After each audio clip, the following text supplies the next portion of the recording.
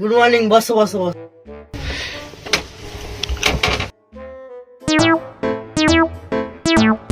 কিরে রাখি, আগে তোকে বাংলার ছড়ি একটু মুখস্থ দিয়েছিলাম, বল তো কি কি?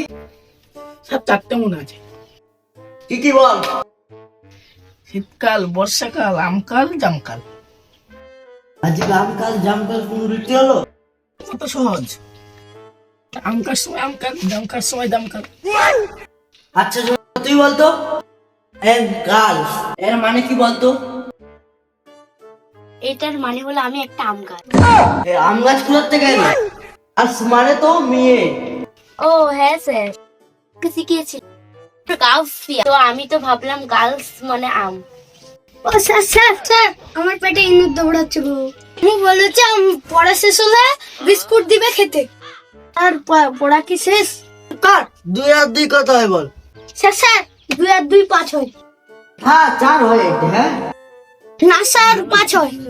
আমি একটা খাবো, বাকি 4টা আপনার জন্য রেখে দেবো।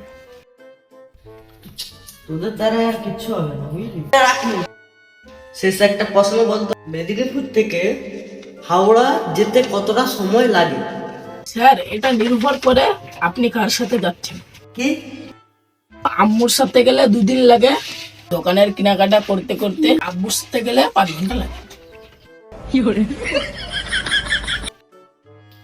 তোরা থাক, আমি টিউশনি ছেড়ে রিক্সা চালাবো যাই।